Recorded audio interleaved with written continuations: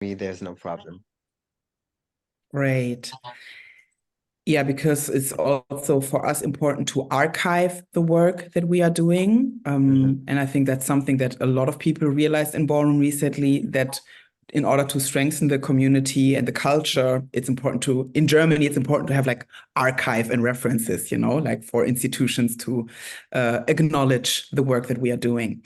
So, as the introduction, many people from the ballroom scene are marginalized, as we all know, in multiple ways, and often suffer from financial difficulties or discrimination also on the job market.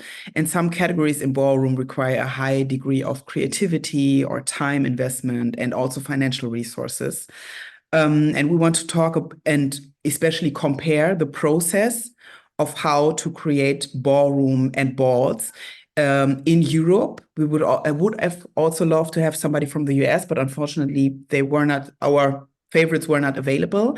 So now we will focus on the European scene, but different scenes. We have France, or the Parisian scene, the Portuguese scene, and the German scene, where we have like three representatives who are known for throwing amazing and also very big balls. Because I think it's a different if you have like a community function or a mini ball, or if you have like really a huge ball. Miriam, leise. If you have like a huge ball with like 35 categories and 13 people on the panel. It takes a lot, and people wonder also, okay, how do you actually do that? It's just for others, it's unimaginable to put things like this together. And for this, we have three wonderful experts and ballroom promoters, and who are known for their work in the community and for the community. And I think, Nala, I would like to start with you. Please introduce yourself Oh in my and outside of God. ballroom. Who are you? Why are we starting? I'm kidding. Hello everybody. My name is Nala. I'm mother of the House of Revlon from Portugal. I'm also trailblazing in Portugal as well. I work Vogue Femme. Women's performance is my category. I started in the Parisian scene because actually I was born in Brazil, but I was raised in Portugal. But at some moment I left to Paris to discover stuff, art and ballroom and everything. And I started more my career in ballroom there. And then I came back to Portugal to bring it back for the scene, everything that I was learning there. I'm a mother now, besides ballroom. I have a baby, 10 months. Her name is Enjoya. I'm also a professional dancer. I work with different dance companies. I'm also a producer of balls and also parties in Portugal, queer parties especially. Um, what else? I think that's it. Yeah. Thank you so much. And thank you for being here. Next up, we have legendary founding father, Charlie. Would you please, I mean, people know you, but please introduce yourself. All right, I'll do that. My name is Charlie. I'm the founder of the House of Gaultier-Brown. In ballroom, I work mainly realness and also twist. Sometimes I like to vogue sometimes. I'm a promoter. I've been promoting balls for the past 10 years in Paris, and recently also in Amsterdam. And outside of ballroom, I'm working in a business school. So basically, I'm in charge of the people from out of France that want to continue their studies in France. So I'm helping them through the whole process for them to continue their studies in France. Great. Parenting in and outside. In and out. Yeah, pretty much. Pretty much. So, last but not least, my homegirl, my day one sister, and somebody who's very dear to my heart. I love you, Sophie. No, and also an amazing person that does a lot for the culture. Please, Miss Yukiko, introduce yourself. Aw. Yeah, thank you. I'm excited to be here. My name is Yukiko in ballroom. I started my ballroom journey 10 years ago in Amsterdam. At the time that I started, there was not Germany was still in the baby shoes of having like infrastructure for ballroom and like really, really small steps. And together with you, Zoe, and also with you, Ray, the first German house, the then House of Melody, we were part of a house that like created the infrastructure that and spread like the knowledge that is needed to create a scene. And I think a lot of my work still goes into that, although today there's like a lot of infrastructure there in Germany, especially in Berlin. But like, in the last years, I've focused more on the community aspects of ballroom in terms of giving mental health aid to youth, in terms of giving structural help in university applications, all kinds of living stuff that concern ballroom youth. And I would say that in terms of ballroom, that probably takes up most of my existence in ballroom nowadays. There was a time that I was on the floor myself. My categories were Vogue, Femme, and also Sex Siren. I used to be a Saint Laurent for a very long time. I used to be the European overseer of the House of Saint Laurent. I'm a 007 in the main scene, and I'm the founding mother of the House of Laveaux.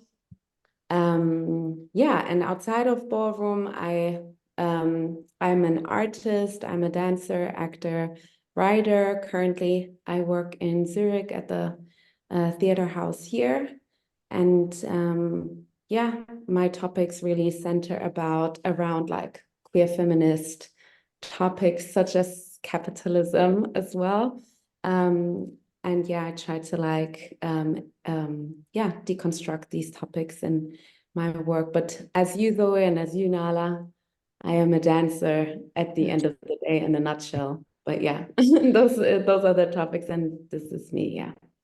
Happy to be Yes, here. thank you. Thank you all for being here. And also, I think you have such rich expertise, because also from what you do, like within ballroom, but also outside of ballroom, very different approaches also. And without people like you that create spaces and nourish the community through those spaces, ballroom wouldn't simply exist, because at the end of the day, it's balls that are the center stage of the culture, where we meet, where we exchange, and where we compete, and where we celebrate each other. Before, starting this conversation, I would like to really dive into the process and make it transparent of how specifically in your country, how do you put together a ball? Also coming like with resources, support, sponsoring, entry money. What does it take? What do you have to consider? And how does it work in your country? And for this, I would like to start with Charlie, because I think we are all interested how is Paris doing it? We all wonder. Should I speak for myself, or should I speak for the Parisian scene as a whole? Both is appreciated. I think I would like to hear your very personal approach, but maybe if you say like Paris does it in a lot of different ways, then I would also love to hear that. Okay. For me personally, when it comes to ball, it comes from my own resources. That means that when I'm creating an event, when I'm creating a ball, I'm diving into the whole process. That means finding a venue. I'm looking for venues. I'm looking for MCs. I'm looking for DJs. I'm looking for everything myself according to the budget that I allowed myself to spend for that particular ball. And according to that, that's where everything starts. It starts from there. So yeah, venue, what I want for the DJ, what I want as an MC, what I want as maybe international guest, and all that is with my own resources.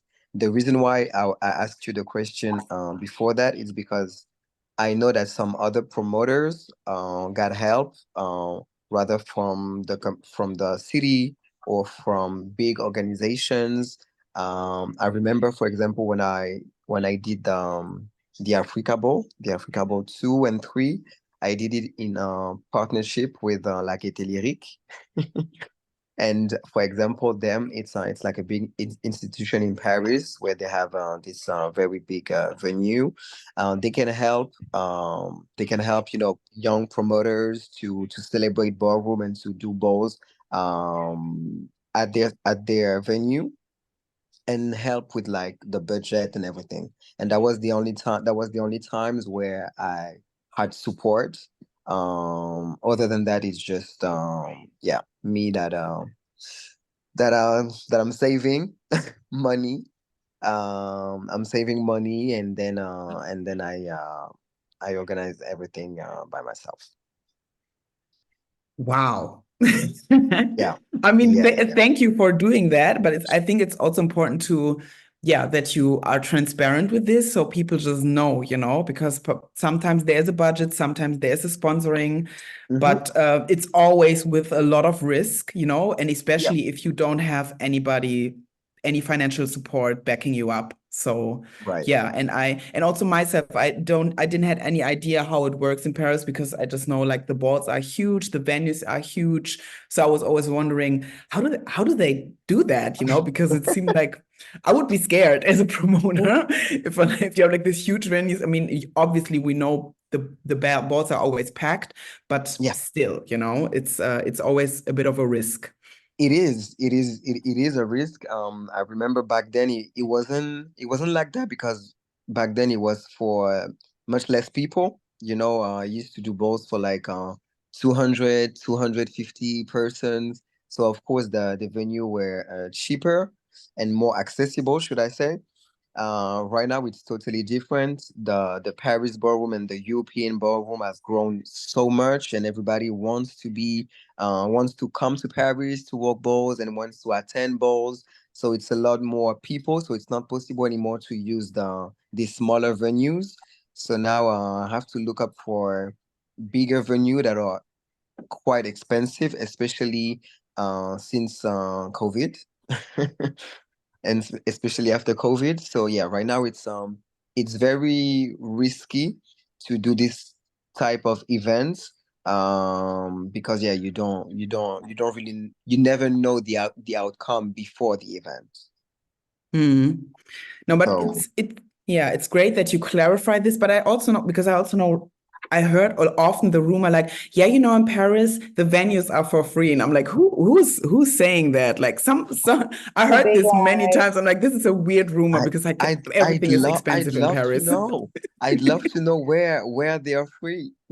Maybe maybe they were referencing about La Gaîté Lyrique because over Mm, there, yeah, maybe yeah, but for most of the times, no, they're not free. yeah. Okay, so tell your Especially not people in they are Paris. Nothing is free in Paris. Nothing Everything is free in nothing. Paris, expensive. y'all. Who said Yes. that? Really, like the person lied. Yeah. So, but now we know like write it For a down, guys. fact, It's a yeah, yeah, lie. yeah. It is a Okay. lie. Okay, thank you. So moving on to Germany, Yukiko, how do you like approach this process of putting together a huge function like, for example, the Icons Galore? I mean, it has happened in like two very different settings. So it would also be interesting to know what was your approach in this? It's actually so nice that Charlie is here because actually Charlie had a lot to do with the Icons Galore ball happening in the way that it did, and I'll explain why. For me, I never had like really like aspirations to promote or to like be a ball creator. Um, for me, it was more to create, I wanted to create something out of what I saw being a lack in the scene that I was in. And for me, that was to have or to create a ball that meets the international standards, and by that also meets the international tradition. And to my understanding, we did have big events before, nice community, beautiful events for a long time, but there hadn't been a ball that in the tradition of it meets the international standard. And what I mean by international standard is, yeah, the guidelines that were created, especially in and from Paris, it was very helpful for me to know what qualifiers you need to create a ball that could also in theory qualify for an OTY nomination. And to be clear, it was not for me to my aim to win this category, but it was for me important to have a ball that meets the standard, just to bring the scene forward, to have like, okay, it has to have this amount of categories. It has to be announced 3 months before. It has to have this many judges. You have to archive who wins and also hand it into Paris, just like a procedure we didn't have that before. And that was my aim and why I wanted to create Icons Galore Ball. So it had a lot to do with Charlie, because also Charlie helped me and I didn't know what were the guidelines, and we were texting a lot during the first Icons Galore Ball. And it was important for me to have something like that in the scene happening. And in terms of financial possibilities, it's interesting to hear that these like lies about like, oh, in Paris, they just get everything for free. There's like, I feel like every country has like some conceptions on how like leaders and older people like create things, because back in the day, it was for me just like, she has like all the connections and like everything is just paid for her and sponsoring whatever. And that really wasn't the case. I had applied for city funding for the first Icons Galore Ball. And I think I made like 3 different applications and I didn't get one funding for it. And then I applied for private funding with MAC, NYX, Coca-Cola. I don't even remember all the brands. And I couldn't secure a sponsoring. And Icons Galore Ball is about having icons on the panel. So I did have to pay for flights and stuff. And so full disclosure, because I had to announce the ball 3 months before to meet the standard, I announced the ball before I knew that I would bring the money together, to be honest. And it was at the risk for me to then be in debt for the expenses that I could not cover. Fortunately, 2 weeks before the ball happened, we did find a sponsor. But before that, I was going through it because I was like, okay, I'm willing to be in debt for this. So what looks from outside like, oh, it's just happening. It's not just happening. You definitely do take a risk. And that's also how it happened for Icons Galore for the first one. The second one, I was not willing to take the same risk. I'm going to be fully honest. So there, the approach was the way similar as Charlie describes it, to look at what would you want to have and then create a budget. And then we were looking for sponsoring for that budget. The last Icons Galore was way easier for me due to my connection with Nike. I was able to do it from the get-go, from the sponsoring route, because I had over the years established a relationship with them. So that was great. But yeah, that is like the progress for me. And also that is a result of years of partnership before, they just don't, you just don't walk in and they throw money at you like, yes, do whatever you want. I mean, honestly, the first Icons Galore Ball, I also pitched to them and I didn't want to do it. I mean, like, it's a lot of money. We talk about 5 figures, and for a brand to do something so subculturally, it's not really always like a gain for them, because ballroom is a very specific thing for itself.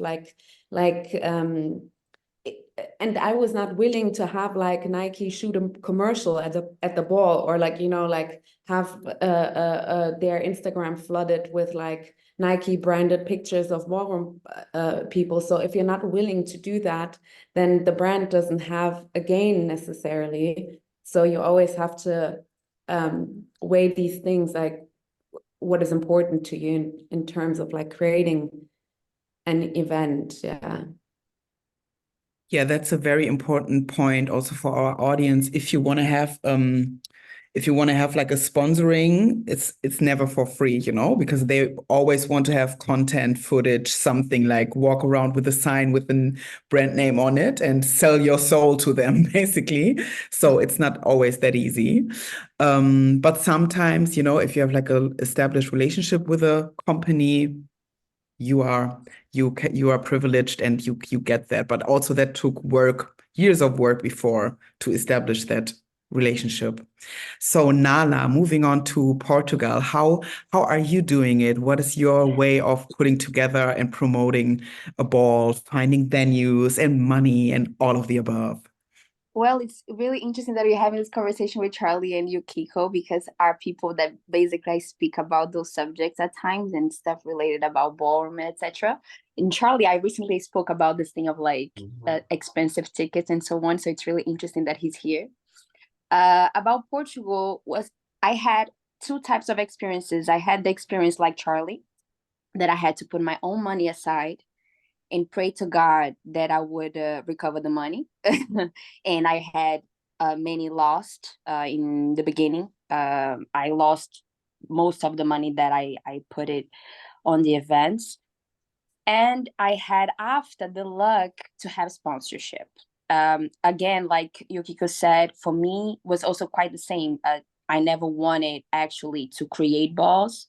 When I started to do things in Portugal, it was like classes and talks and documentaries that we were watching.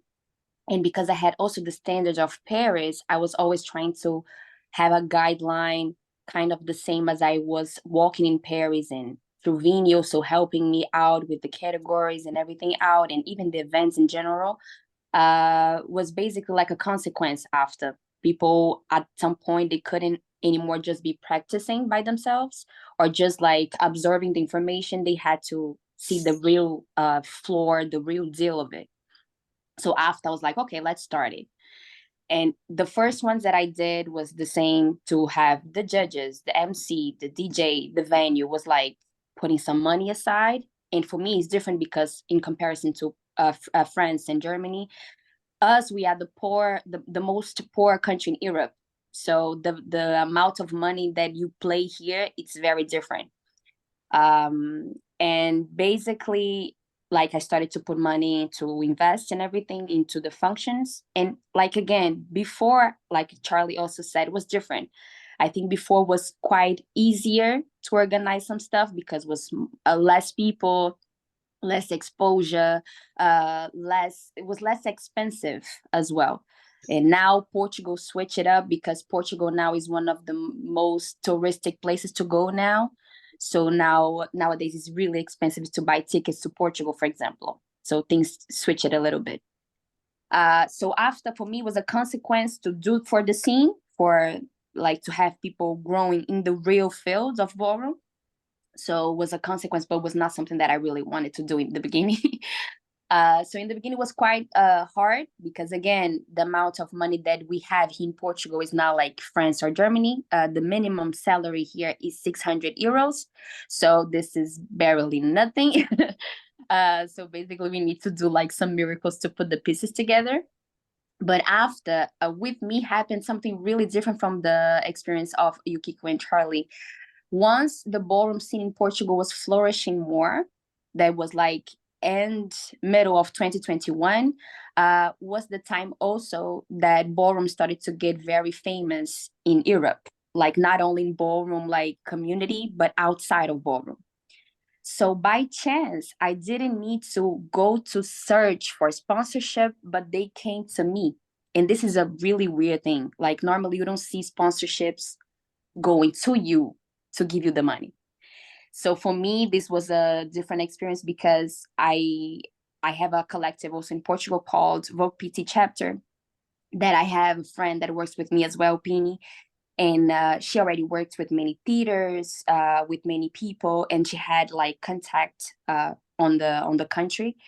And because they saw what we were doing, they came to her and they were like, okay, what if we would organize a ball in a theater?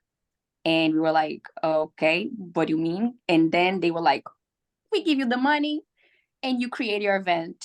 And I was like, what do you mean you give me the money? This was something very new to me. And this is when I saw the other side of the coin.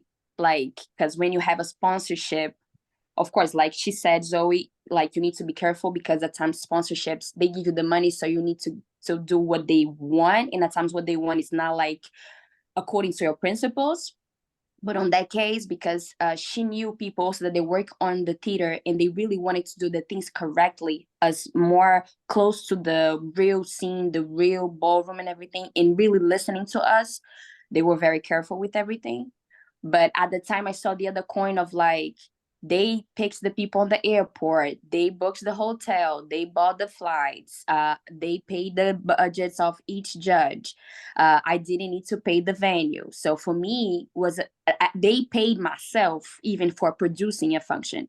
Because also one thing that people, I think they don't imagine, because like we do for the community, we put money aside, but this is also work. Like you're producing a big event.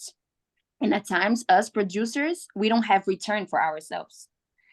And it's nice when you have people that paid for what you did. You have months of like doing the communication of the event, getting the invitation for all the judges, checking them with the flights, with food, with hotels, with all the stuff. You be there on the event, like because you created the body of the event, and also like you make all that thing happen. At the end of the day, it's also a job that you're doing it. So once they paid, even me, for me was quite something very different, because I saw the loss in the beginning of losing, like of putting money aside, of like in the beginning in Portugal. So I had many friends coming to help me to judge, and they were like, "Oh, Nala, don't worry, it's a new scene, you don't need to pay me." So I paid only the flights and only the hotel. So it was already like less money to lost. So it was easier. And then I met the other, easier and hard, I would say, because of the money that I lost, that was my own resource. But afterwards, this other side of the coin where you have the sponsorship that helps you. And then you see that there's not only in Portugal, but also happens in Germany, in France with La Gaultier-Brown as well. Like they do everything for you. And it's really interesting how it helps way more to create an event once you have a resource. And us three, we Black, so we know that at times we don't have that much condition. Because with me also happened, like Yukiko said, some people, they were like, "Oh, she has the money and she has this and she has that," and I was like, "Yo, I don't have literally nothing. This is like my salary that I'm putting aside to make this happen." So I think it's a very important conversation to have, to people understand that creating balls is not that easy as it seems, because people, they see on the day the event happening and all the glamour, all the thing and everything. But behind the curtains, not everybody knows the amount of investment that requires. Very much. And this was also one of the reasons why we wanted to do that, to just make this process transparent and to just make it clear once and for all for everybody. Like, it's nothing that we do to get rich. You don't, if you want to be rich, don't throw balls. It's like, that's not the way to go. Yeah, I mean, just to give like a transparency on how we doing this with the Shapes and Shades collective. Basically, I'm the one that is doing applications. So we apply for like from the city, from the state, and from the country, and it's really 6 months of work. That like I'm writing applications now. We have like 5 fundings that we put together for like this whole program and also the festival that we are organizing. But it is like, and I couldn't do this if I wouldn't be paid for it. But it's also my job as an artist, because I do my own theater pieces. So I apply for funding, so I know how to do that. But it's really like searching, writing text, putting like finance stuff together, like talking, going to, I don't know, also networking with stuff, then also explaining why ballroom is actually art and culture, because this is also something in Germany. They like the aesthetic of ballroom in like art institutions, but they still like, but it's not really art, right? It's like sports or whatever, like they then also, I don't know, degrade it in a way, like when it suits them. So that's why we also really work for, if you apply for specific fundings, they wouldn't really know, okay, why is this art, like real art, like white art, So we have this issue here in Germany, and this is also part of my artistic work to to crush the canon of like contemporary art and what is considered real art and what is considered anything else. But it's also, it's a lot. It's really like month of writing and applying and writing and applying. And yeah, and then in the end you see the result. I was like, yeah, it's actually like a year of writing concepts, getting like, getting everything together. So, and if we would like to be rich, we would probably have to do something else, not throwing balls. But that's also not why we're doing that. It's really about, I don't know, creating spaces that also we would like to have, maybe also when we were younger. This is all, I think, something that I hear from a lot of people, like, I would have loved to have this when I was younger, so I'm creating this. This is also a source where you can get a lot from. You get a lot of energy from that source. Yes.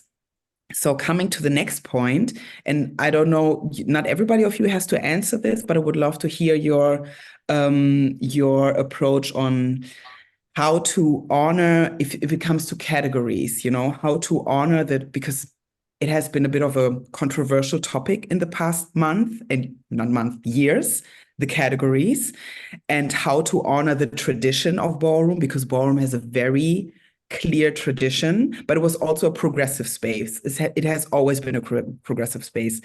New categories came, others disappeared.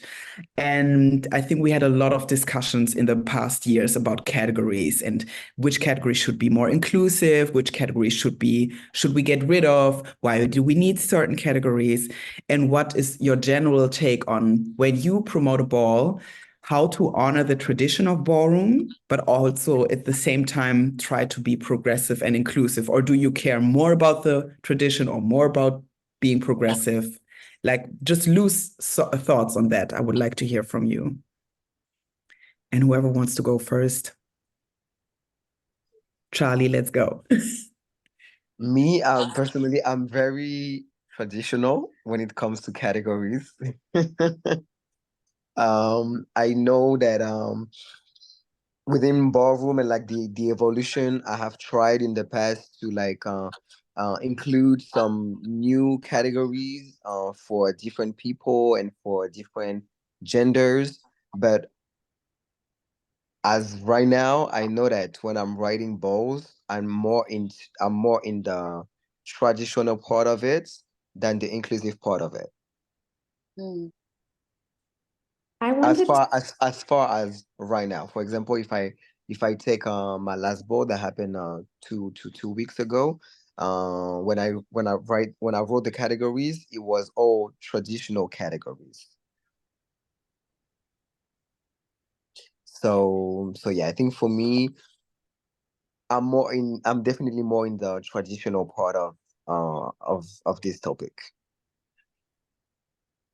I wanted to Okay.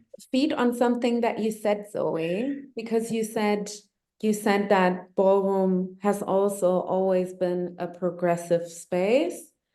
And although I know what you mean by that, I beg to differ. And I will also want to explain why. And I think I've come to the realization that actually ballroom, I'm not sure if I would like call it a progressive space. Of course, they In have terms of categories, I mean, yeah, I know, but like, but even that, like, even although categories have changed and developed, it has always been in the tradition of resistance. The answer that ballroom gives and has given 10 years ago and gives today when something new wants to come through is like more aversive. Yeah, I feel like the tradition of ballroom, the culture of ballroom is inherently traditional, is inherently in a way conservative. And I also understand why, because as a thing that this is like a Black queer culture, that we can, as Black queer people, also other people, but I'm talking about like now the identities that like founded this culture. As Black queer cultures, there are not so many things that we can claim for our own. So ballroom became a thing that a lot of people, especially Black queer people, see as their royalty. Even even in Paris is Burning, they call it, it's our Oscars, right? So it has like a very conservative touch to it. And I feel like it still has this touch today. It is in the culture to want to preserve the old. And I think for me personally, I am not, I am super open to include new categories and to try new categories. And also in my case, it has been successful because that also feeds into that. Does the category work? Do people walk it? Is it fire? Can it be established? I've made positive experiences with that. But I will say what I find more concerning and where I find like the tradition is super important and sometimes watered down, especially in Germany, is not so much like which categories do we have and which ones do we not have, but like how do we make a ball? Like, for example, a lot of times the categories are not split when they actually should be split, or in other times they are put together when they should not be together. Like these things, there's tradition in these things. And there, a lot of times comes a watering down effect that ultimately makes, people lose the craft and the specificness of like the art, you know? If everybody comes to the floor and does like something, then that is not what it's about. There's like a language to each category, and I think that should be preserved. Yeah, that's how I feel about it. With me, it's quite kind of same. Like I try always to have the side of the tradition side of ballroom, especially like because I started in Paris and I see Paris following so much the tradition in the US so well. I had this reflection on me. And naturally, I started to be like, okay, I need to do this and I need to do that. But one thing that I started to realize lately, and I even spoke this with Vin and with other leaders in Paris, is, for example, I started to change the last balls that I had that I organized. For example, putting non-binary face. This is something like in Portugal didn't exist, and in Paris also this is something quite new, we could say. And I have more and more people asking me about non-binary, what other ways that they can access some categories. And I already spoke with them, and even though I already also explained that the tradition in ballroom is like also very binary, you know, as we all know.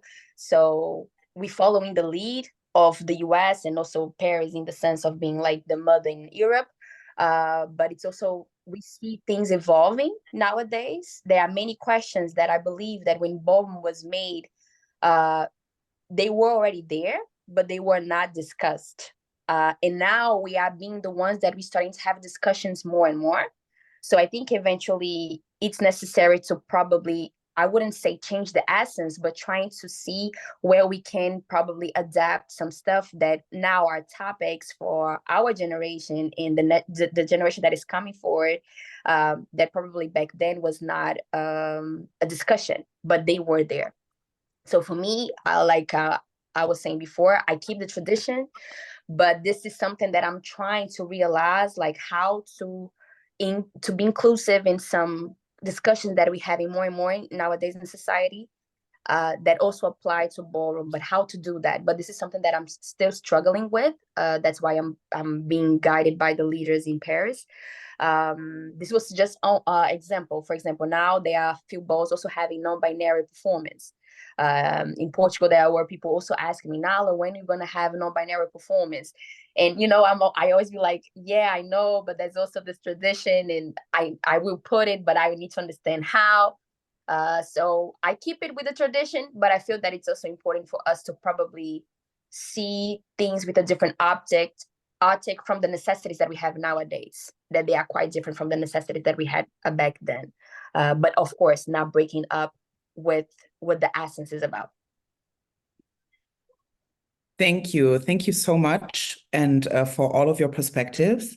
And I also I agree with everything that has been said, because I also feel like, especially as one of the older people in the European generation that like had this directly aim to like look at the US and be like, oh my God, this is like the original scene.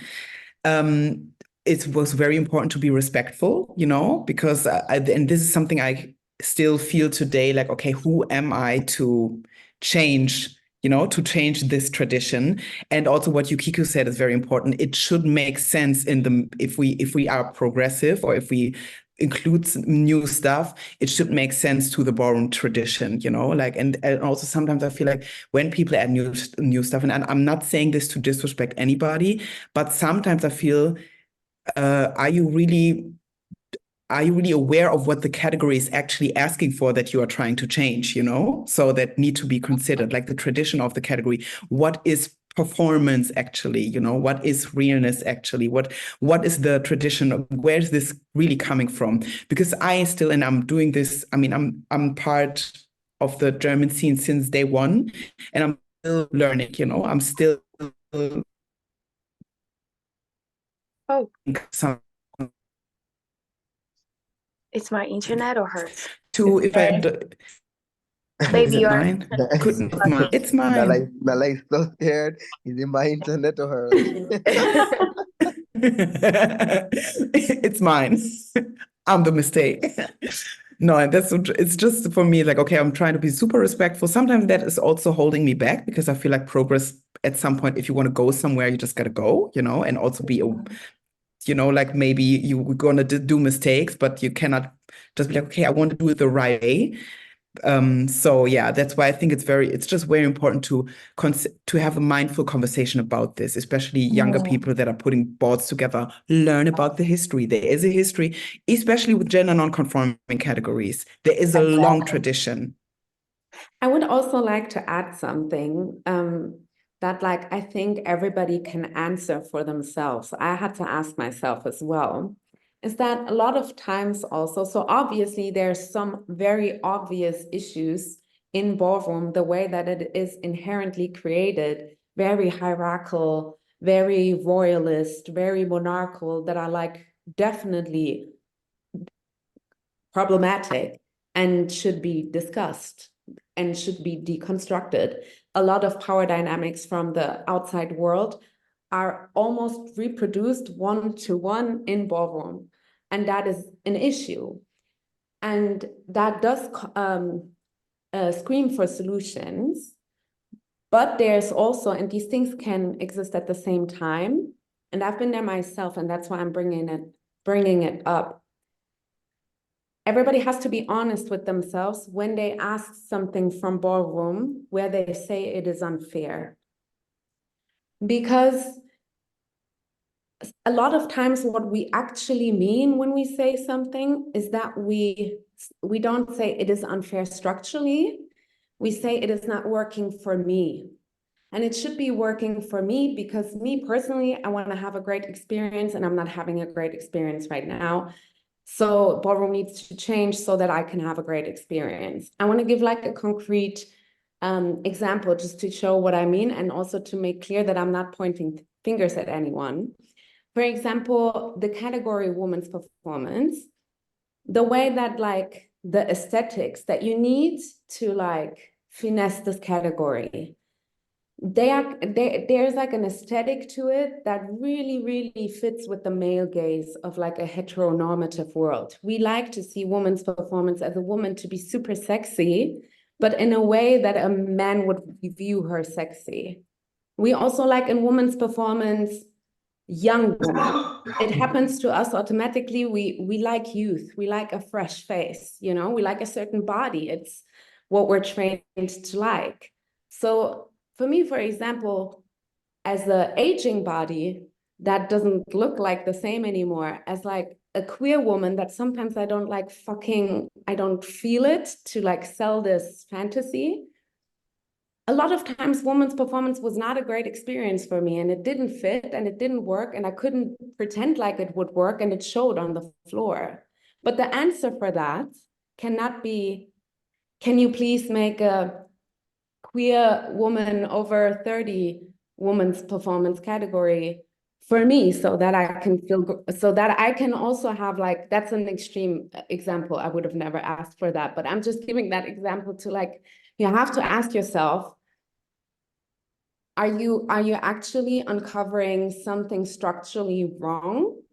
Or are you asking for a way that ballroom can do something that feels great for you personally, for your own journey? And I'm not saying that it's wrong to ask for that. I'm just saying it helps to make that clear in order to have like the discussion moving on. I hope that makes sense. Yeah, because then it would, yeah, that's maybe then sometimes like another answer could be that women's performance maybe is not a category that you should walk anymore, like if it's not fun for you, you know, that's also a consequence that it could have. That is just, and it's not definitive answer, it is just food for thought, you know, to like really look at, am I asking something of ballroom because of my own ego, my own frustrations, or because I look at something structurally?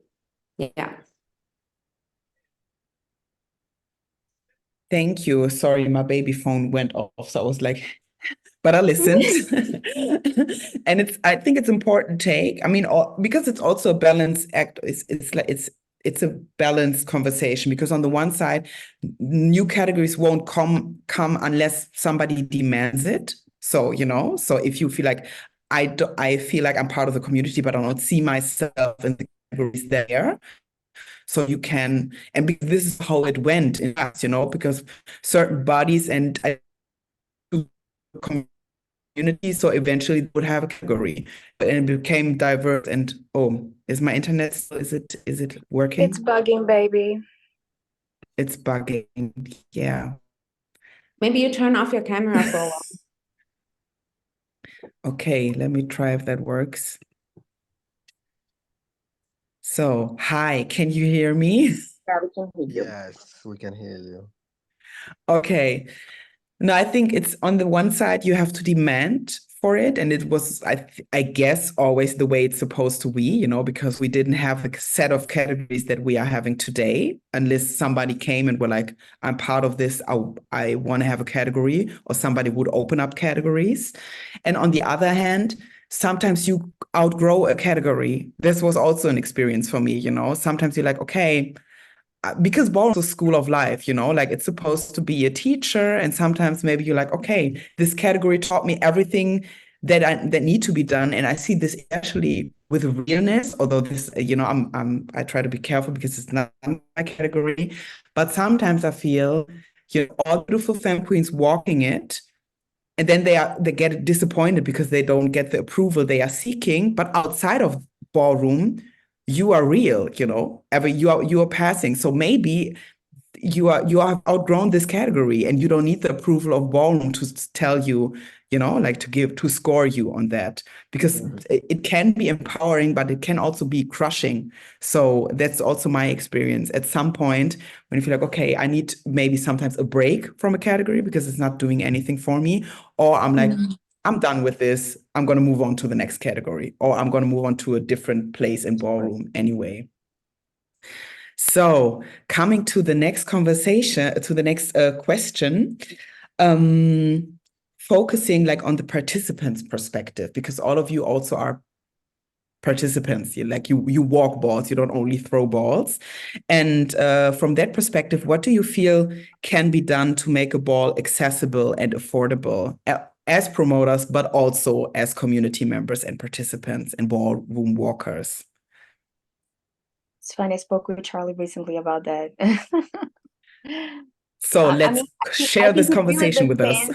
I think it really depends first, because like, again, we in Europe and we already traveled different scenes, and different scenes have different realities, right? So it starts there. For example, Portugal, Greece, Spain, we don't have that much money, you know? So of course, once we travel to France, to Switzerland, to UK, we're gonna spend a lot. And also we have the gap of the age also. We need to understand that we have also many kids in ballroom. And by saying kids, the people that they still live with their parents, they don't have a work, that they don't have ways to afford the whole weekend traveling and all of that. Already for us, for my case in specific, when I moved back to Portugal and I started to travel at times to see balls or to see what was going on, I saw the difference was pretty high when I was living in Paris. The hotel, the flight, the food, the weekend, the outfits, it's very different. And we have also Prince from Portugal here that he can also see the reality of it, because once you are in Portugal, especially the flights, because we're really on the little on the other side in Europe, there are many flights, they are very expensive for us. In my case, in Portugal, for example, our functions needs to be very cheap because the amount of salary that I already shared with you guys is very low. For example, balls in Portugal cannot pass 15 euros. Like after 15 euros for us is too much, you know? Like, for example, you go to France, it's different. You can have balls of 30 and already happened even recently 50 euros. So, for example, the gap, it's very different. So I feel like in my case, with the balls that I throw in Portugal, I always try to have the most accessible functions as possible. The sponsorships ones, I had 7 euros, but they were sponsored. Once it's by me, maximum that I can ask is 15 euros, because if I overpass that, people, they're gonna come to my ass saying, Nala, what are you doing? This is too much. We cannot afford it. We cannot go. And it's very complicated. But also for us promoters, 15 euros of entrance with everything that we need to pay, if you pay for your own from your own pocket, it's not a lot. So probably you're gonna lose money only if you have the room very packed, and if the venue that you booked and all of those things that you booked, you could afford it. So for me, my example of Portugal is very quite specific because we don't have that much money. And the conversation that I had with Charlie the other day is, even though we have functions that require a lot of money, I feel honestly, even for France, even though like he can speak about his experience because the costs that he has is not the same as me, even though I already had a Kiki that I had organized in Paris a long time ago, Kawaii Kiki Ball with Yume, and was in Paris, and I saw also the difference of like organizing in Portugal and organizing in France has nothing to do alike. But for me, if you pass 30 euros of entrance in Europe, I feel it's too much. I feel like if you want to have the target of other scenes coming to your country, not everybody can afford 30 euros to go to your function. And for Kiki Ball, the day after, the probably is going to be 20, plus the flight, plus the food, plus all of those things. This was the conversation that I had with him recently about like not having so much high entrances, because this is not the reality of all Europe, because Europe is different countries with different realities. This is not like the US, this is like each one of us, we have a different thing in terms of financial wise.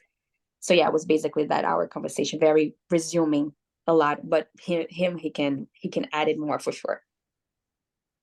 So Charlie, I guess we're going to continue with you then. Yes. So for me, I'm gonna talk as a promoter. I'm always trying to have like a ballroom discount for the people of the community, for them to have the access at a lower price to my events and to like the events in general. I think that's very important for the ballroom community to be able to get in this function at a ballroom price. It's very, very important, especially again, I'm gonna talk for my events, especially since I know that at my events there's a lot of people that are fan of the ballroom scene but are not a part of the ballroom scene, that are just here to give support and love, that are spectators. I don't feel it's right for the people of the community to pay the same amount of as the spectators. So for me, when I throw events, I always make sure that at first I have a ballroom price for the people, so they can get their tickets at a lower price, and then after some weeks, Then there's like a regular price that is for everyone. And yeah, that's what I do to make sure that it's still affordable for the community. Again, when you put your own money, it's definitely at risk. So there's things that I'm not able to do. For example, for me, with the amount of money that I put for the balls, compared to, for example, a scene in Spain or Portugal, it's not possible for me to have a ball that costs 15 euros from start to finish. And let's say on the day of the ball, it's 15 euros. Otherwise, I don't know how I'm going to to For survive sure. after that. So I think we definitely do have different realities. But when I'm in the process of like making the ball, I know that every time I'm thinking, okay, my people, and when I say my people, I'm talking about the ballroom scene. My people need to get in that function. So I got to make sure that there is a price for them first, and then comes the rest. Mm. Yukiko, do you want to add something to that? Yeah, I think at the end of the day, there's no right or wrong way to go about it, because like different events can cater to different needs. Like, for example, I find so interesting, Charlie, to hear you say that you feel like at your events there's a lot of spectators, because from my perspective, like from a German perspective, I'm like, oh my God, when you go to Charlie's balls, it's just ballroom people. Of course, there's a few spectators, but if you put it in comparison Majority to ballroom. Germany, where ballroom is somehow, because the culture, I don't know, here is so like, especially Berlin being such a political place, everybody and their mama love to come to a ball. Like it is That's true. That's true. nuts. Like you can't even, like, the spectators, you have to put them away at the door. Like every ballroom event like sells out spectator side. It's crazy. And it's been like this also for years. Even the first balls, like even 10 years ago already, the spectator side sold out. Do you remember, Zoe? Like the small venues that we had was already sold out 10 years ago. Nobody even knew. But like, so it's a very different experience.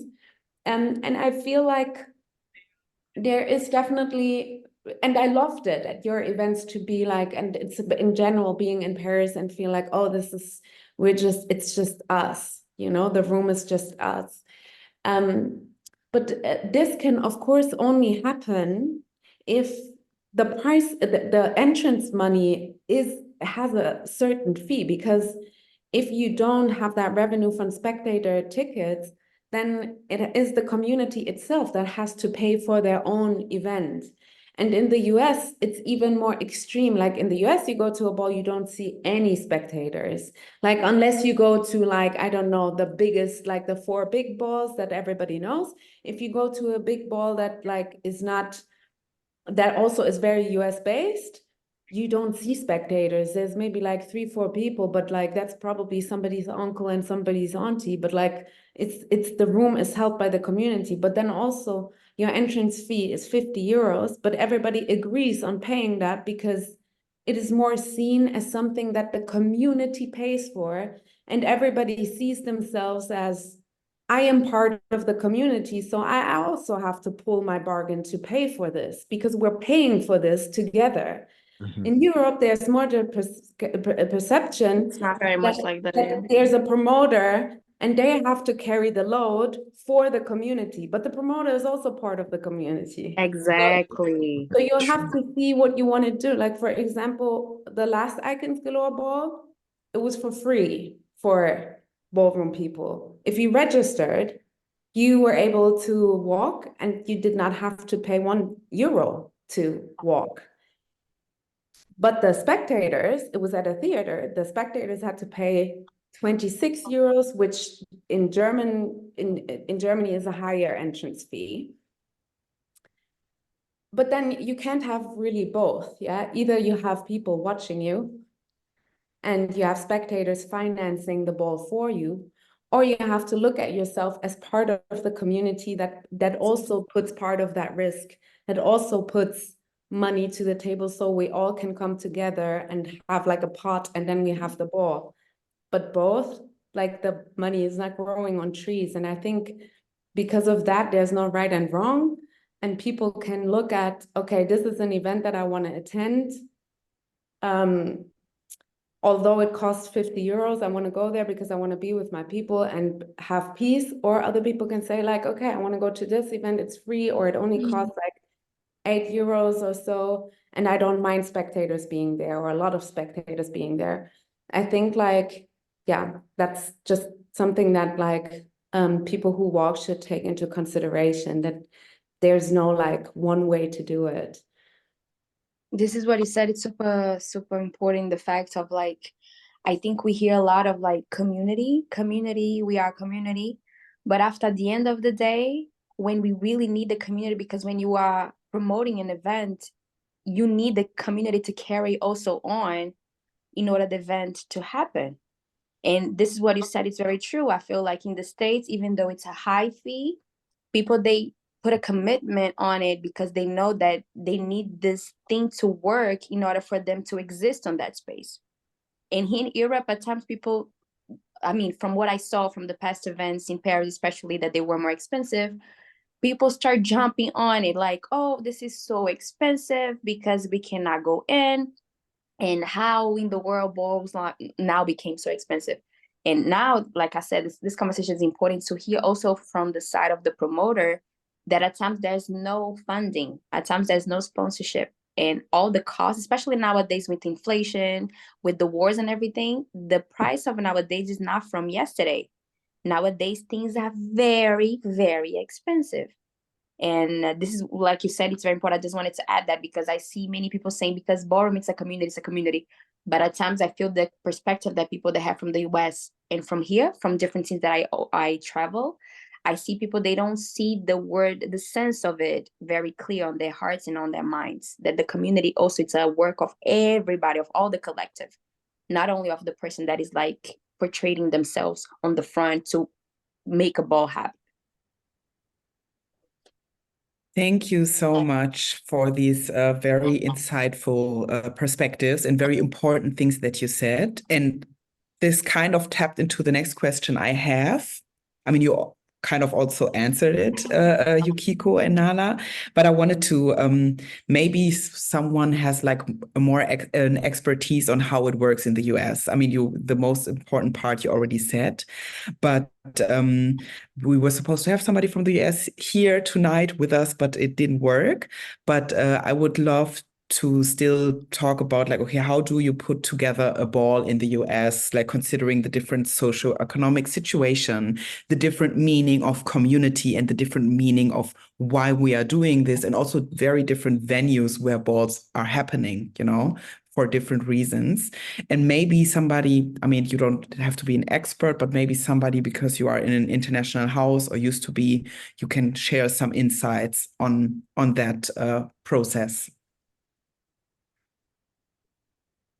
Everybody's like, I can say for sure, like, what I mean, I can't say everything, but like, I'm also one issue or one thing that is also most of the times for European promoters, the heaviest, next to the venue, the heaviest amount of cost is the judges, because in Europe we pay the judges a fee. At least, I mean, in Paris, sometimes this way, sometimes this way. But like in every other European countries, the judges are paid. And it's also important, and it's not the case in the US. And it's important also to understand how this came about, because like other countries like Germany, Portugal, Italy, like these countries, they had to build a scene. They had to rely on people to come from outside, spend their time, get on a plane from the US or from Paris to sit there, and sometimes even to judge like just 3 people, to judge a whole ball and interrupt and explain and give a workshop. This is so labor intensive. So of course you have to pay the person. Otherwise the person is not going to come. They're going to say like, good luck. with your endeavors to create a scene, but I can't afford to come here for a week and just for free to like preach the gospel. So in other countries, like in other scenes, I'm now talking about the US, but I mean, and maybe you can talk a bit about it, how it is in Paris, Charlie, because I think you're close to it. But like in the US, you have legends, icons, tons of people who know the craft, who know the history. You can choose and pick from a lot of people to judge. You can pick and choose who's going to judge at the actual ball. The houses are so big that you will always find a house representation. You can be at the ball and put a Miyake on the panel. You can put a Balenciaga on the panel. They will just be walking around and they probably will have a legendary status and you'll be fine. We are not in that situation. So curating and buying tickets and accommodation for judges is just an issue that does not exist in the US. And people also do not get paid for judging in the US because as everybody can do it and it's not so work intense and then like connected to traveling, it's not in the tradition of ballroom in the US to pay judges. So even just with that and the infrastructure for that, finding hotel, putting flights, finding I need your passport, all of these things is so different. It is so different. And in the US, you can really more see as like an event planning event where you're just more, do you have budget? Did you save money? And then you can flip it. You can even like make a plus with it. It is way more like this. And you can also count on people coming and walking your ball because the scene is also very, very big. So I think that is for sure like big differences from. And also another difference is like over there in United States, they don't have the same cost as like some countries in Europe, as you said, from like the judges and the flights, the travel. But I feel like they focus more the money on the prizes, like the grand prizes are crazy. They having like those big cash prize like 5K, 10K, 2K, for so many categories. So I feel like over there in United States, the focus is more on the grand prizes than anything else. When it comes to money, they put the money more on the grand prizes compared to us. Us in Europe, it's not that often that we have like a ball with 5, 6, or 7 categories with 1,000 plus euros. Compared to United States where it's the usual. Yes, that is a very important point. Coming from like the payment perspective, I'm not sure, but I think DJs are the exception in the US. I know that they sometimes get paid, because also sometimes you have like 10 hours alone at the DJ desk. So, yes, but I don't know if DJs that and MCs. DJs and MCs. Yeah. But panelists, it's more like an honor, and also you just flip them every other category. You're just like, okay, now next, the next set of panelists is coming. Sometimes they have 3 sets of panel. Yeah. So jumping on what you last said, Charlie, like where the cash prices, because a question we also had when we were like putting this talk together was like, okay, so who and in what way who should benefit from ballroom and in what way, like, because sometimes people walk and they're really like, okay, I see like there's a cash price and I want this money because I need to pay my rent. But most of the times, of course, like for prestige and glory and for like creating the moment and nowadays become a famous star on Instagram for it. But in just like your thoughts on like who is benefiting from that space and from ballroom and in what way? You mean in terms of like grand prizes or everything? Because I think it can be people walk for very different reasons, so the benefit can be very different for some people, it's like for affirming themselves and their identity. For others, it's like grand prize. For others, it's a nice video. For others, it's, cash Yeah, money. So yeah. the perspective can be so different, and at times, I I often, when I have conversation with people, I ask people, why are you walking balls? Why why are you doing that? Because I feel like that's an interesting conversation, and I get a lot of different answers. A lot of people just walk for fun because they feel like a ballroom is a safe space for them to escape from like the real world and stuff like that. Otherwise, want to be famous. They want to be the superstars of the scene. They want to be seen as the yeah, young and talented superstar. Some others, because of social media, they want to be the ones with the most likes and the most video shared and stuff like that. Other ones are focused on the competition aspect. And when I flew to like countries in the North Europe, and also like Russia, I know that a lot of people are very focused on the competition aspects, and I found this very interesting. Like it's like not the Olympic Games, but it feels like it's the Olympic Games. Like a very, very competitive, like aggressive, getting mad at the judges like it was like for their lives. And I found this very interesting. So yeah, it's different purposes. But at the end of the day, I feel like that's what makes it unique. Different peoples are working for different reasons, and yeah, that's what makes it so special to me. Yes, thank you. Anybody else wants to share a thought on that? The benefit of ballroom? I feel like what he said, it's very accurate. And I feel, especially nowadays, I think us three, we can talk about from a perspective of different generations in ballroom. I think from us three, I'm the most recent from you guys. And from that time until now, I already see how ballroom changed. Like nowadays, there are people that they make a ballroom career inside of ballroom and outside. There are people that they can make a living with ballroom outside. And especially now the exposure on social media, the lives, the likes and everything is very different. So I feel like nowadays, the reason why some people they get in, it's not the same as back then.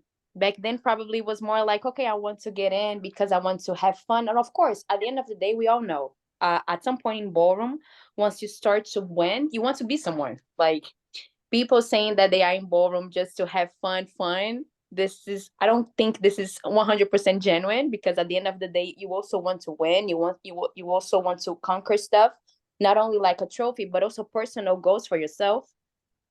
But I feel like nowadays are reaching a point that, yeah, I feel like with social media, like back then, to know that a ball was happening was because you knew a girl that knew a girl that told you that a ball was happening. Nowadays, you see everywhere. Like nowadays, it's easier for you to access. So I feel like nowadays, the goal to be in, it changed, and it's also interesting, and it's also okay that like the goals nowadays is different from back then. It's also valid if you also want to be part of it, just be famous. It's your choice, you know what I mean? And like he said, there are some scenes that they are unique because of that. um so yeah, I think the benefits nowadays, especially from my side as a professional dancer, nowadays I see many auditions asking voguers, and this is not something very, like, from my time. I don't remember that.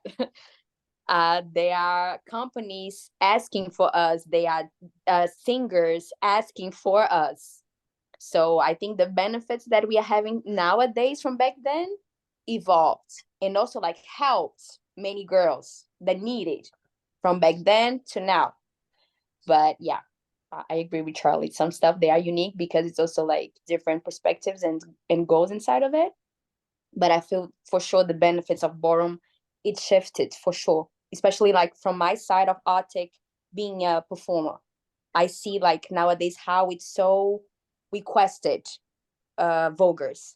Even like, for example, Lysandra choreographed a company in Marseille, the national company of Marseille, and you had contemporary dancers learning voguing to apply in a dance piece. You see pieces asking really like requirements, voguing.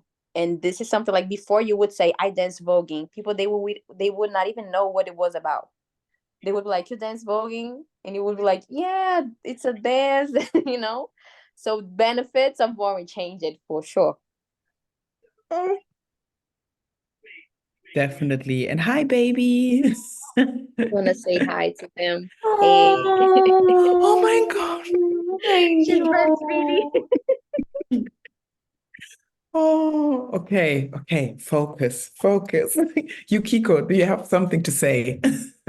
You said who is ballroom for? What was the question? Like, who should benefit from Who should ballroom and in benefit what from way? ballroom? Yeah, I think I really pivoted on my how I think about that. I feel like being part of like a generation in ballroom that like was really focused on creating a scene. And in our case, in our scene in Berlin, that was a lot of light-skinned people, a lot of cis people. So I think, and we were like, Berlin is a very political city. So I think we were very aware of like this big question, who should ballroom be for? And I think we tried to make it, we tried really hard to make it so that like we never forget who should it be for. Black and brown people first, trans people first, queer people first. We did a lot of mistakes with that, but we tried to imply that, and we really were so adamant about that. I remember that, at least for me, that was like what drove us a lot to not make a mistake, to make it so that like this history can be in ballroom. But I think, and that is, it's not that it's not true, but I think what I understood about ballroom is that ballroom itself just wants to be ballroom. It doesn't necessarily want to be a political space in which like everything is deconstructed in a queer feminist way and everything is like, it doesn't want to, it's just ballroom. And it loves, ballroom loves a winner. Ballroom loves a competition. And if you want to enter ballroom, the question that Charlie asks all the time, like, what do you want to do there? You have to ask yourself early. Because like me, for example, I ran around for a long time trying to create a ballroom that actually nobody asked for, because nobody is asking for anti-capitalistic space. People want to have fun and they want to win. And people also don't want this to be accessible for everyone. People like that it is exclusive and that you have to earn your way in. And like all of these things are part of ballroom. And I think when I realized that, I was like a little bit disappointed. But then also now I'm not anymore, because I'm like, who am I to like, that is okay, you know, like it can just be ballroom and it can just be winning, you know? And like, I think if you really answer this honestly, oh, New York eyes with these big old eyes. Sorry. I think, as Nala said, like, if you answer this honestly, oh, yeah, I want to be here and I want to see how far I can go and I want to win, then you'll save yourself a lot of breath and just focusing on how to win instead of like thinking how you can change the place, da da da da da. And then also the consequence of it is that also this is not a place that makes everybody feel good. But the journey will either way give you something. The thing about ballroom, and that's like a real, like the magic of it, to like enter this, you have to, it will make you face your honest self. It will make you face your fears, your flaws, your bad sides. It will make you face it in a way that like in the outside world, maybe you can run away from these things. And ballroom will not allow you to fake it. So either way, you will come out, in my opinion, always with a plus, to know yourself better, to know better what you want in life, to know better who you are in life and what your position is like as a person and on political things. And yeah, that's why I think to have this journey is a blessing for everyone. Definitely, definitely. I mean, I have like two more questions here, but I think it was such a beautiful, it was such a beautiful sentence to maybe start like to finish the conversation. I remember there was, I think, 6 years ago where I had like my journey dilemma, like, who am I? Am I still for this space? Is this space still for me? I need a break. No, I need to come back. No, I need another break. I need to come back. And I think it was Deschamps Basquiat. I wrote with him about my crisis, and he was like, you know what, Zoe, you just, what you put in is what you get out. It's as simple as that, like this journey in the end is a very personal journey from you.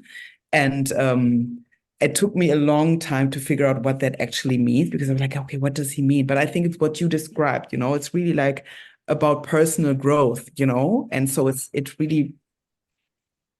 One second, I need to close the door because it's getting loud in here. So what you put in is what you get out, and it's really like, yeah, it's like a school of life, like I said before. So I think your benefits can be very differentiate from other people, and because you face yourself, and you normally don't, you start somewhere and you will never.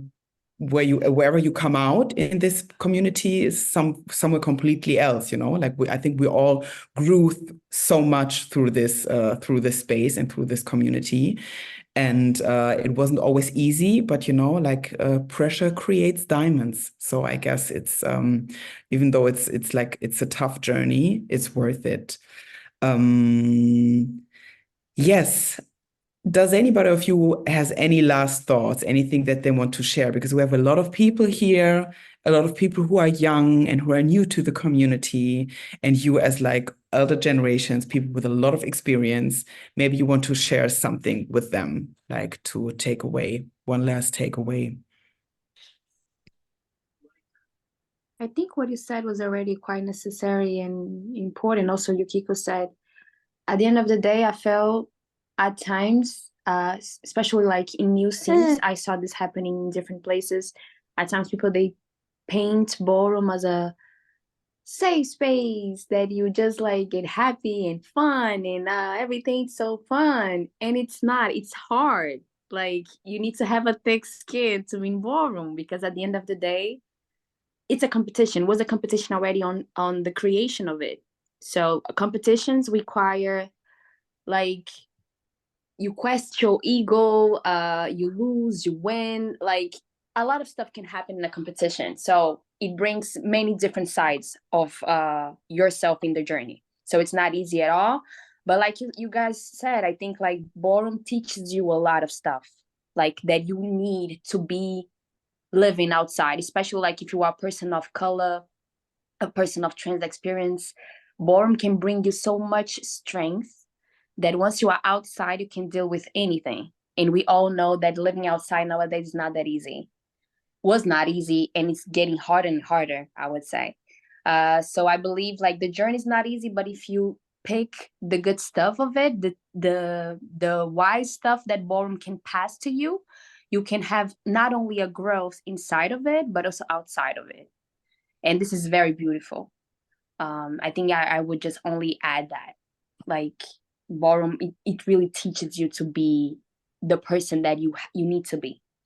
Of course, after at some point, ballroom also can bring you like a bad side in some people, but this is also like society works. Ballroom is also like a piece of society as well. Definitely. Thank you. Charlie, do you have any last thoughts?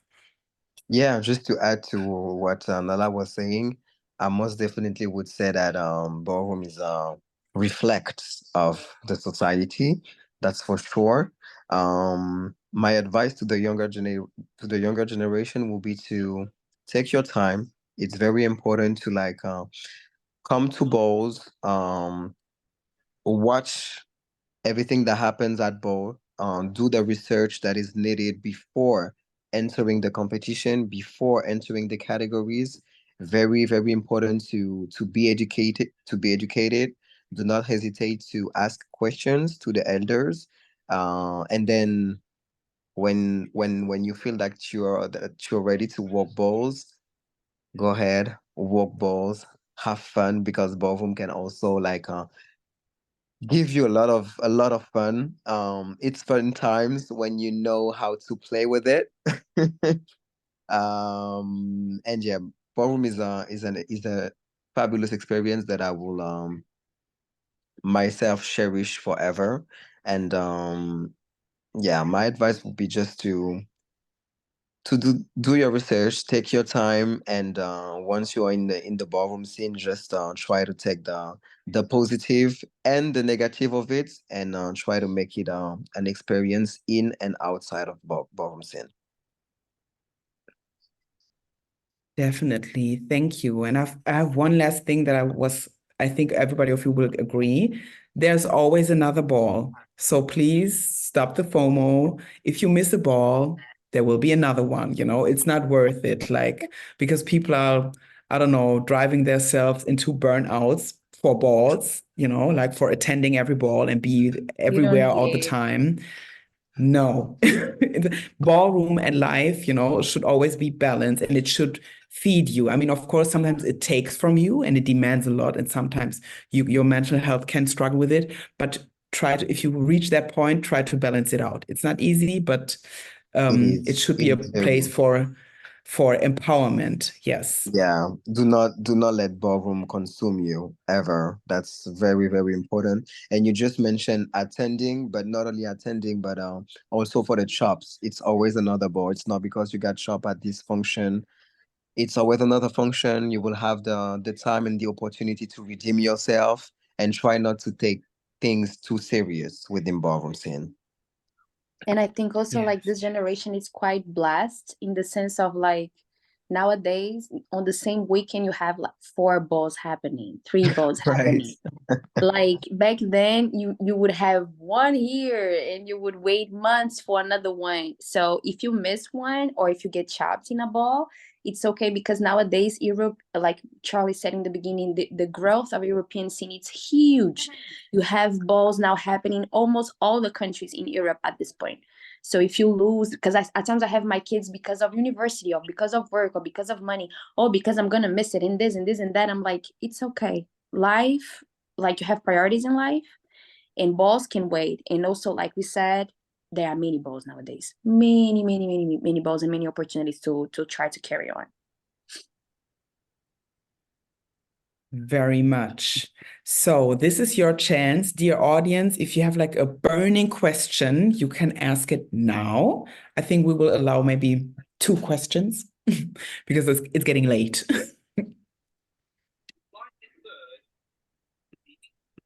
Do I see a raised hand? Is there anybody?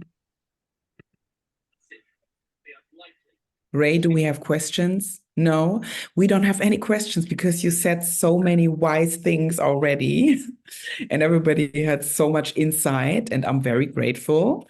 So thank you, Charlie. Thank you, Yukiko. Thank you, Nala. And thank you, baby, for attending and for sharing and be so transparent and honest. I think it's important. I think it's important for everybody that is going to be a future ballroom promoter, ballroom leader, or ballroom participant, like a walker, that to just know what you get yourself into and to know how things work behind the scenes, behind like the glamorous events, So I think that was very important to share the experiences. And thank you to yes, you and for your collective for bringing this up and having yes. this initiative, for sure. Yes, thank you. Thank you, Ray, Essie, Miriam, Hannah. And this will be a series, so we will be back in August for the next conversation, also under the topic of capitalism and ballroom, but this time about commercializing ballroom. Oh, this is gonna be So interesting. I'm gonna be here yes, watching. yes. So yeah, this will also be interesting. And so I hope y'all tune in, follow us on Instagram and on Facebook. And from the 6th to the 8th, we're gonna have a festival here in Düsseldorf. We hope to see many faces there. To the 8th of what you And need to say. What month? September. Sorry, Ah, September. September. Yeah, 6th to 8th of September. Yes, it's also shared on our Instagram. I think it's out till 2 weeks. Yeah. Anyway, good night. Sleep Good well. night, Take everybody. care. Good night, everybody. Thank you And so much. free Palestine. Free Yes. Palestine. Bye.